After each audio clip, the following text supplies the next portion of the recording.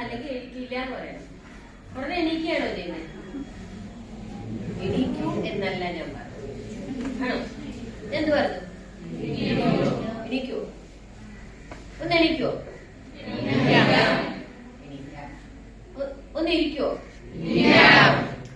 ഞാൻ ഇത് പറയാൻ കാര്യം സാറ് പറഞ്ഞു നിന്നതിന്റെ ഇടയ്ക്കുന്ന ഒരു സ്ഥലത്ത് നിന്നാണ്, ഒരു സ്പോട്ടിൽ നിന്ന് ഞാൻ പറയുന്നത്. ലൈറ്റ് അണച്ചിട്ട് പ്രകാശം വരുമ്പോ ഇരുട്ട് പോകുന്നതാണോ, അങ്ങനെയാണോ പറയേണ്ടത്? അവിടെയാണ് കമ്മ്യൂണിക്കേഷൻ എന്ന് പറയുന്നത് പോയിന്റിലാണ് ഞാൻ ക്ലാസ് എടുക്കുന്നത്. ഞാൻ ആരാന്നറിയോ? ഞാൻ ഇന്റർനാഷണൽ കോച്ച് ഫോർ കമ്മ്യൂണിക്കേറ്റീവ് മലയാളമാണ്. ഞാൻ 4 അന്താരാഷ്ട്ര യൂണിവേഴ്സിറ്റികളിൽ മലയാളം പഠിപ്പിക്കുന്ന അധ്യാപിക. കമ്മ്യൂണിക്കേഷനാണ് എന്റെ വിഷയം. എന്താണ് കമ്മ്യൂണിക്കേഷൻ ഇത്ര പ്രത്യേകത? കമ്മ്യൂണിക്കേഷൻ പ്രത്യേകത ഉണ്ട് അല്ലേ? കമ്മ്യൂണിക്കേഷൻ എന്ന് പറയുന്നത് എന്താണ്? ആശയവിനിമയം അല്ലേ? ആശയവിനിമയത്തിന് ഭാഷ വേണോ? വേണോ? വേണം. വേണമെന്നുള്ളവരൊക്കെ കൈവപ്പിക്കേ. ഭാഷ വേണം. ഭാഷ വേണം. വേണോ വേണ്ടേ? വേണം. ഭാഷ ഇല്ലാത്തവർ കമ്മ്യൂണിക്കേറ്റ് ചെയ്യുന്നില്ല, സംസാരിക്കാൻ പറ്റാത്തത് മൂകര് അവരൊക്കെ കമ്മ്യൂണിക്കേറ്റ് ചെയ്യുന്നില്ലേ? ആശയവിനിമയത്തിന്റെ ഭാഷ വേണമെന്നില്ല, ജസ്റ്റസ് മതി. ഞാൻ നിങ്ങളെ നോക്കി ഒന്ന് ചിരിച്ചാ മതി. ചിരിച്ചാൽ നിങ്ങൾക്ക് എന്ത് മനസ്സിലാവും? ഈ ജയക്ക് എന്നോട് എന്തോ ഒരു അടുപ്പുണ്ട് എന്ന് മനസ്സിലാവും അല്ലേ? അങ്ങനെ മനസ്സിലാവില്ലേ? ഇല്ലേ? ഒരു പരിചയമില്ലാത്തവരെ നോക്കി നമ്മൾ ചിരിക്കുവോ? അല്ലെങ്കിൽ നമുക്ക് ഇഷ്ടമില്ല അവരോടൊന്നും, അവരെ ഒന്നും ഫേസ് ചെയ്യാൻ പോലും നമ്മൾ ഇഷ്ടമില്ലെങ്കിൽ നമ്മൾ നോക്കൂല, കണ്ടതായി പോലും കാണിക്കില്ല. ഇതിപ്പോ ഞാൻ ഇവിടെ പറയാൻ കാരണം നിങ്ങൾ 11th കുട്ടികളായിരുന്നു.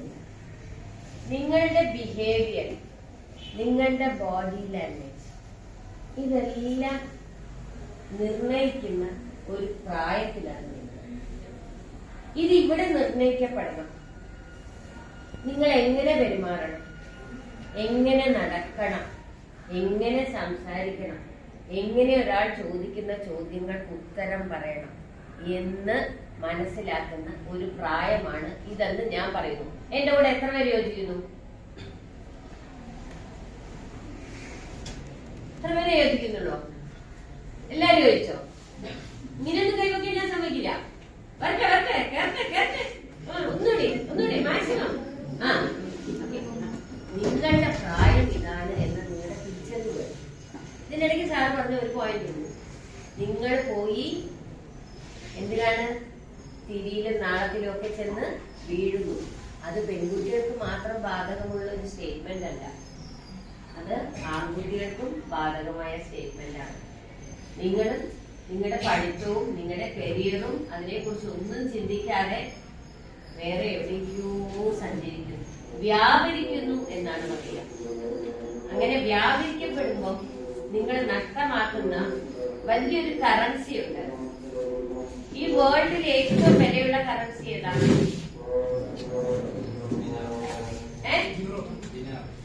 ദിനാർ. പിന്നെ യൂറോ. പിന്നെ ബിറ്റ്കോയിൻ. ഇപ്പൊ ബിറ്റ്കോയിൻ ഒക്കെ ഇല്ലേ? നിങ്ങൾക്കറിയാം ബിറ്റ്കോയിൻ ഒക്കെ ഉണ്ടെന്ന് അല്ലേ? അങ്ങനെയൊക്കെ കുറെ കറൻസി ഉണ്ട്. പക്ഷെ അതിനേക്കാളൊക്കെ വിലയുള്ള ഒരു സാധനമുണ്ട്, ടൈമാണ് ഏറ്റവും വിലയുള്ള കറൻസി. ഞങ്ങൾ എല്ലാവരും കൃത്യസമയത്തിന് വന്നെന്ന് സാറ് പറഞ്ഞു അല്ലേ? എന്തുകൊണ്ടാ? ഈ വാല്യൂ ദ ടൈം. ഈ ടൈമിനെ നിങ്ങൾ ഇടയ്ക്കിടയ്ക്ക് നോക്കാനല്ല ഈ വാച്ച് കെട്ടിയിരിക്കുന്നത്. ഈ വാച്ച് നിങ്ങളെ സമയത്തിന് വിലയുണ്ട് എന്ന് ഓർമ്മിപ്പിക്കുന്ന ഒരു സാധനമാണ്. അപ്പൊ ആ ഓർമ്മയോടുകൂടി നിങ്ങൾക്ക് കയ്യിൽ കിട്ടിയിരിക്കുന്ന സമയത്തിനെ നിങ്ങൾ ഉപയോഗിച്ചാൽ മാത്രമേ നിങ്ങൾക്ക് ഒരു സ്ഥലത്ത് നിന്ന് ഒരു സ്ഥലത്തോട്ട് എത്താൻ പറ്റും. ഒരു സ്ഥലത്ത് നിന്ന് ഒരു സ്ഥലത്ത് എന്ന് പറഞ്ഞാൽ എന്താ ഈ സ്ഥലത്തിന്റെ പേര്? എഴുപുരത്ത് നിന്ന് ചാത്തന്നൂർ വഴി. ഓക്കെ, ഇവിടെ നിന്ന് പാരിപ്പള്ളി പോകുന്ന സമയമല്ല ഞാൻ പറഞ്ഞത്. നിങ്ങളുടെ ലൈഫിൽ നിങ്ങൾ +2 നിന്ന് അടുത്ത കരിയറിലോട്ട് പോകുന്ന സമയം നിങ്ങൾ എങ്ങനെ വിനിയോഗിക്കുന്നു എന്ന് പറയുന്നത്. ആ നിയോഗിക്കുന്നതിനിടയ്ക്ക് നിങ്ങൾ കൊടുക്കേണ്ട ഒരു പ്രയോറിറ്റി എന്ന് പറയുന്നത്, one of the priority, communication. How to communicate.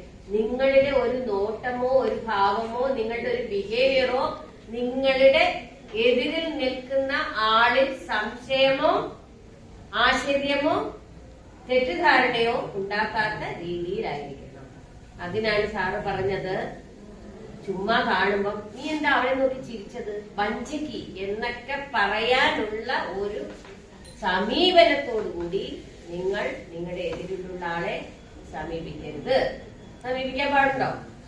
അങ്ങനെ സമീപിക്കുമ്പോഴല്ലേ അവർ തെറ്റിദ്ധാരണ ഉണ്ടാകുന്നത്. അവൾക്ക് എന്നെ ഇഷ്ടമാണ്, അല്ലെങ്കിൽ എനിക്ക് അവളെ ഇഷ്ടമാണ്. അത് തെറ്റിദ്ധാരണ ഉണ്ടാക്കുന്ന സമീപനല്ലേ? അപ്പൊ അതാണോ നമ്മുടെ ഇവിടെ നമ്മുടെ ഈ ഏജിന്റെ പ്രാധാന്യം? ഈ ഏജിന്റെ പ്രാധാന്യം എന്താണ്? നമ്മളിപ്പം സ്കൂളിങ് കഴിഞ്ഞ് കോളേജിൽ വന്ന് നമ്മൾക്ക് ഇഷ്ടമുള്ള വിഷയങ്ങളിൽ നമ്മളെ മാസ്റ്റർ ആകാൻ തുടങ്ങുന്ന സ്ഥലത്താണ് നമ്മളിപ്പം നിൽക്കുന്നത്, അല്ലേ? അപ്പൊ ആ സ്ഥലത്ത് സഞ്ചരിക്കുന്ന വ്യാപരിക്കുന്ന സമയം അത് ഭയങ്കര ഇമ്പോർട്ടന്റ് ആണ്.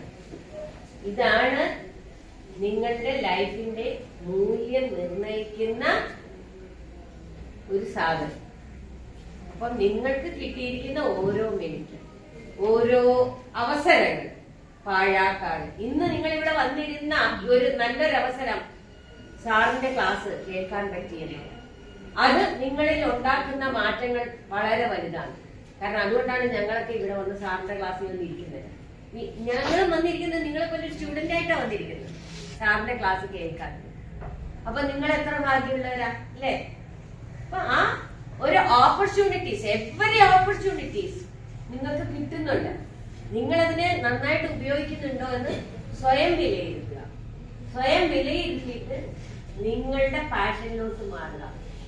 ഞാൻ കഴിഞ്ഞ 40 വർഷമായിട്ട് ഒരു സെൻട്രൽ ഗവൺമെന്റ് ഓഫീസിലെ അക്കൗണ്ട്സ് ഓഫീസർ വന്ന് വിജിലൻസ് കമ്മീഷണറായിട്ട് റിട്ടയർ ചെയ്ത ആളാണ്. പക്ഷെ എന്നോട് ചോദിച്ചാൽ ഞാൻ ആരാണ് എന്ന് ചോദിച്ചാൽ ഞാൻ പറയുന്നത് JK. എന്റെ ഫുൾ പേരൊന്നും ഞാൻ ആരോടും പറയാറില്ല. എന്റെ ഫുൾ നെയിം ജയലക്ഷ്മി കൃഷ്ണൻ എന്നാണ്. JK എന്ന് അറിയപ്പെടാനാണ് ഞാൻ ആഗ്രഹിക്കുന്നത്. കാരണം ഞാൻ എന്താണോ, എന്റെ പാഷൻ എന്താണ്, എനിക്ക് പഠിപ്പിക്കലാണ് എന്റെ പാഷൻ. ആ പാഷൻ എനിക്ക് ചെയ്ത് കിട്ടാൻ സമയമായത് ഇപ്പോഴാണ്. അപ്പൊ എന്റെ പാഷനെ ഞാൻ ഇത്രയും വർഷം മനസ്സിൽ ആരാധനയോടുകൂടി കൊണ്ടു നടന്നു. എന്റെ പാഷൻ നടന്നില്ലെന്ന് പറഞ്ഞ് ഞാനതെടുത്ത് ദൂരെ കളഞ്ഞില്ല. ഞാൻ അതിന് എന്റെ ഹൃദയത്തോടെ ചേർത്ത് വെച്ചു. അത് കിട്ടുന്ന ഒരു അവസരത്തിന് വേണ്ടി ഇങ്ങനെ നോക്കിയിരുന്നു എന്റെ പാഷനെ പുറത്തെടുക്കാൻ. അതിനൊരു അവസരം എനിക്ക് കിട്ടിയപ്പോൾ ഞാൻ അതിനെ പൊടിതെറ്റിയെടുത്ത് എന്റെ പാഷനെ ഡെവലപ്പ് ചെയ്ത് ഇപ്പം അറിയപ്പെടുന്ന ഒരു ഇന്റർനാഷണൽ കമ്മ്യൂണിക്കേറ്റീവ് കോച്ചാണ്. എന്റെ ഡെസിഗ്നേഷൻ പേഴ്സണൽ കമ്മ്യൂണിക്കേഷൻ കോച്ച്. എന്താണ് കോച്ച്? കോച്ച് എന്ന് പറഞ്ഞാൽ എന്താണ്? ആരൊക്കെ കോച്ച് എന്ന് പറയാ? ട്രെയിനർ വേറെ, ടീച്ചർ വേറെ, കോച്ച് വേറെ. കോച്ചിന് എന്താ പ്രത്യേകത? പരിശീലിപ്പിക്കുക. മനസ്സിലായോ? ട്രെയിനർ, ടീച്ചർ സിലബസ് ഓറിയന്റഡ് ആയിട്ട് സബ്ജക്ട് നിങ്ങളെ പഠിപ്പിക്കുന്നു. ട്രെയിനർ നിങ്ങൾ പഠിച്ചെടുത്തതിനെ എങ്ങനെ ചെയ്യണം എന്ന് നിങ്ങളെ പഠിപ്പിക്കുന്നു. നിങ്ങളെ പഠിച്ചെടുത്തതിനെ പഠിപ്പിക്കുന്നു. കോച്ച് അങ്ങനെയല്ല ചെയ്യുന്നത്. കോച്ച് നിങ്ങളെ പഠിപ്പിക്കും. നിങ്ങൾ ആരാണ്, നിങ്ങൾ എന്താണ്, നിങ്ങൾ എന്താ ചെയ്യേണ്ടത്, നിങ്ങളുടെ ഡിഫോമിറ്റി എന്താ, നിങ്ങൾക്ക് എവിടെയാണ് കുറവുകൾ, നിങ്ങളുടെ ഭാഷയിലാണോ, നിങ്ങളുടെ വേഷവിധാനത്തിലാണോ, അല്ല നിങ്ങളുടെ ബിഹേവിയറിലാണോ, എവിടെയാണ് നിങ്ങൾക്ക് തെറ്റുകൾ ഉണ്ടെന്ന് തിരുത്തി തരുന്നു. PT ഉഷയ്ക്ക് കോച്ച് ഉണ്ടായിരുന്നു അല്ലേ, നമ്പ്യാർ സാറ് അല്ലേ? PT ഉഷയിലെ ഓടുന്നേ. കോച്ചിന് എന്താ പ്രത്യേകത? PT ഉഷ ഓടുമ്പോ എവിടെയെല്ലാം PT ഉഷയ്ക്ക് തെറ്റിയിരുന്നു, PT ഉഷയ്ക്ക് എവിടെയെല്ലാം കറക്ഷൻസ് വേണം, PT ഉഷ എന്ത് ചെയ്താലാണ് ആ സ്പോട്ടിൽ എത്തിച്ചേരുന്നത് എന്നതിനെ നിരീക്ഷിച്ച് മനസ്സിലാക്കി പറഞ്ഞു തരുന്ന ആളാണ്. അപ്പൊ നിങ്ങളുടെ കമ്മ്യൂണിക്കേഷനിൽ എവിടെയൊക്കെ തെറ്റുകൾ വരുന്നു, നിങ്ങൾ എങ്ങനെയാണ് സംസാരിക്കേണ്ടത്, നിങ്ങൾ എങ്ങനെയാണ് ബിഹേവ് ചെയ്യുന്നത്, സംസാരത്തിന്റെ കൂട്ടത്തിൽ നമ്മുടെ റിലേഷൻസ് വേണം, ബോഡി ലാംഗ്വേജ് വേണം, സാറ് പറഞ്ഞ പോലെ ഡ്രസ് കോഡ് വേണം, നമ്മൾ ആരാണെന്നുള്ള തിരിച്ചറിവ് വേണം, ഏറ്റവും ബെസ്റ്റ് സ്റ്റുഡൻസ് ആയിട്ട് വരണം, കരിയർ എടുക്കുക. Thank you. വളരെ നല്ലൊരു ക്ലാസ് ആയിരുന്നു അല്ലേ? അല്ലേ? എന്ത് തോന്നി നിങ്ങൾക്ക് എല്ലാവർക്കും? ഒരുപാട് കാര്യങ്ങൾ നമുക്കറിയാവുന്ന കാര്യങ്ങളാണെങ്കിൽ പോലും അതിൽ നമുക്കൊരു ദൃഢത വന്നു എന്ന് വേണമെങ്കിൽ പറയാം. നമുക്ക് ഒരു നല്ല കാര്യങ്ങളിലേക്ക് പോകാനാണോ ചീത്തയാണോ എന്താണെന്നുള്ള കാര്യങ്ങളിലേക്കൊക്കെ നമുക്ക് നമ്മുടെ മനസ്സുകൊണ്ട് നമ്മളൊന്ന് ദൃഢതപ്പെടുത്തി അല്ലേ? അല്ലേ? അപ്പൊ എനിക്ക് അത്രയൊക്കെ പറയാനുള്ള എനിക്ക് ഏറ്റവും ഇഷ്ടപ്പെട്ട എന്റെ ജീവിതത്തിൽ എനിക്ക് തോന്നുന്നു ഞാൻ ഇന്ന് ക്ലാസ് നടന്ന കാര്യങ്ങളെല്ലാം ഞാൻ കേട്ട്